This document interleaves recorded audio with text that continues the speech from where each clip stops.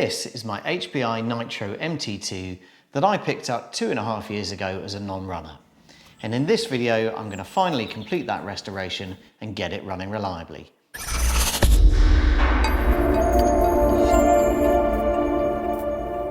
shot a video 18 months ago, shortly after picking this up, where I went through all of the things that I've been trying to do to get it back to running condition, because prior to that point, it had been abandoned in someone's shed for 10 years. I went through a number of steps to get it working reliably, and that included installing a new battery pack because the old one had had batteries left in it and corroded.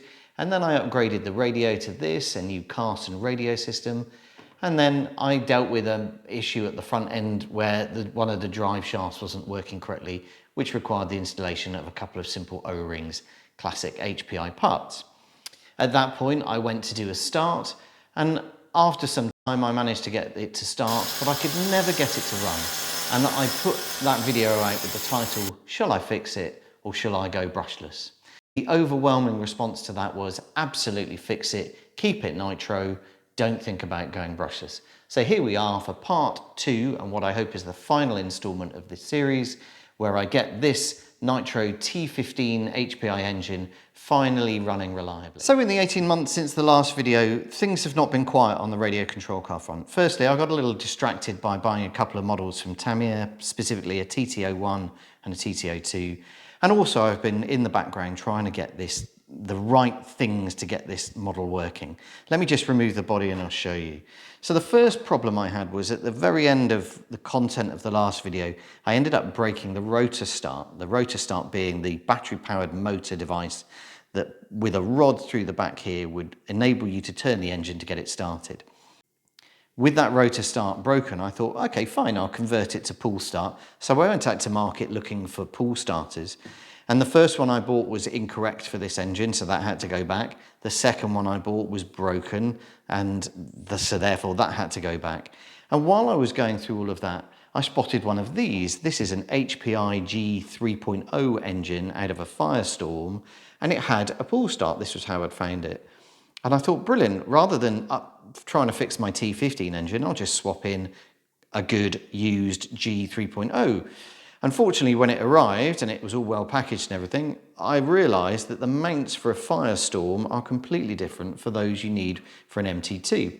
There are MT2 mounts, part number 86000, I think, but unfortunately they're out of stock everywhere and or they are discontinued. There was no way I could find any, which is unfortunate because I've never actually been able to get this engine running. I haven't tried because I haven't been able to put it in the car.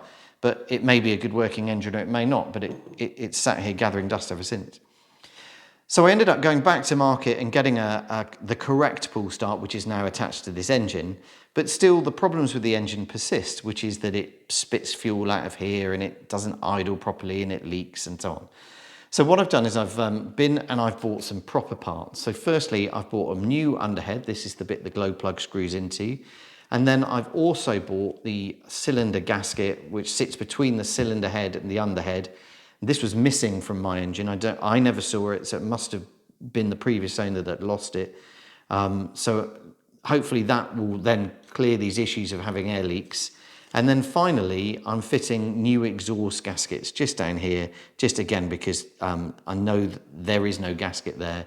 And while I was ordering the other things, it made sense to do it. So hopefully with these 3 new things, taking the engine apart, putting all those 3 things in, we'll get a reliable engine that works and runs long enough that I can tune it properly so that I can then get it driving up and down the road. So with the engine out of the car, first thing I want to do is now remove this cylinder head, and then I'm going to fit all the parts and come back to you when it's all done.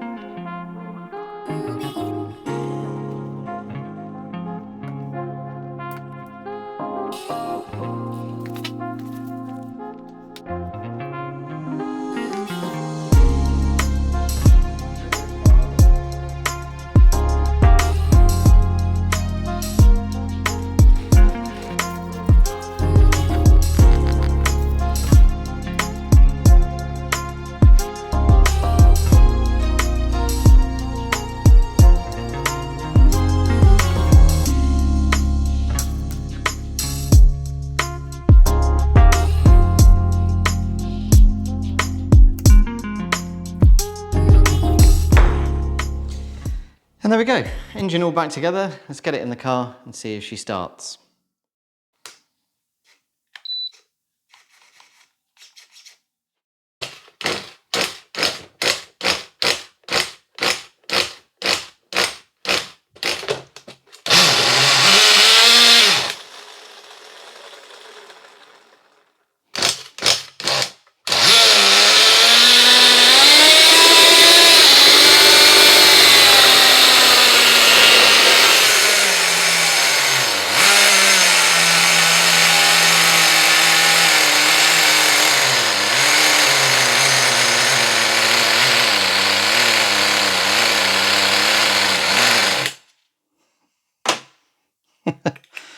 Always the same.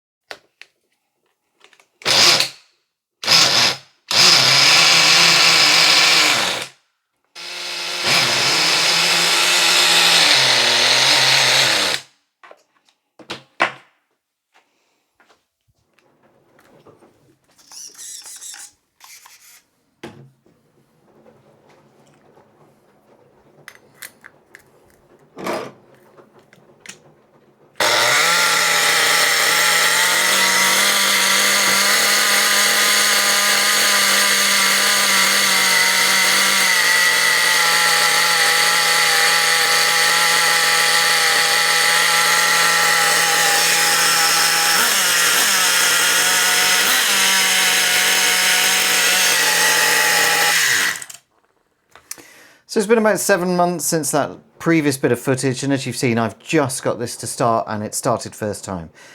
There's been a couple of things that I've been doing. I just got so fed up with it, and but I ultimately worked out what the problem was and why in all the previous bits of video it wasn't starting.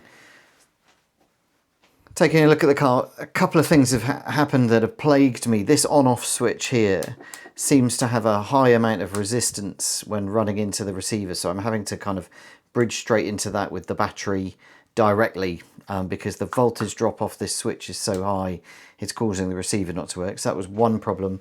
But in terms of the running issue, it was all down to do with the base settings. Everything points to this T15 engine needing a base setting where this screw here and the carb screw needs to be flush. And I found one article that said it needs to be all the way in and wound out 3 turns, and that's what I've done, and it fires up with it like on that setting, no problem at all. So I think there is a different version of this carb, this engine, where that needs to be flush, but not for this. And then I've had issues with the fact that the fuel went stale and I left it in the tank and so on. And generally it's all of this has been conspiring against me because I can't keep working on it day in, day out. I have to leave it a week and leave it, and that's why it's taken 7 months to get to this point. Anyway, the good news is it is now running, as you heard, so let's take it for a drive and get some heat into this engine and get it running up and down a car park, working well.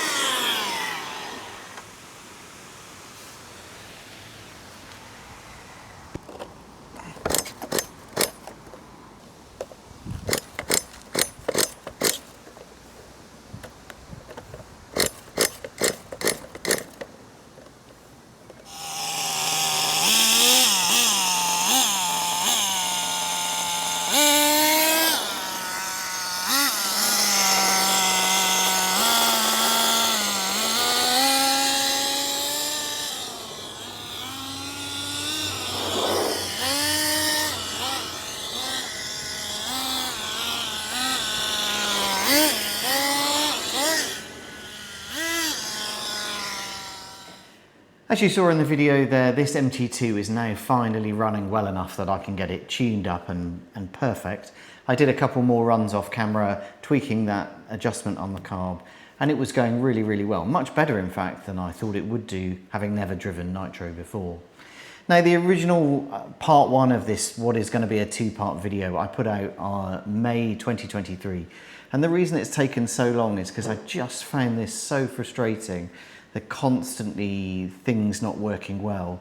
And I also got distracted and I went off and bought one of these. This is an FTX Carnage. It was secondhand. I've done a similar thing restoration wise to this. I put a new body shell on, I put new shocks on. But the previous owner converted it to brushless. This runs 2S and it's super reliable. You plug your battery in when it's charged, you turn everything on and off it goes. And it's no wonder in a way that, particularly with the performance you now get out of LiPo, that Nitro is as a kind of means of powering your RC car much less popular.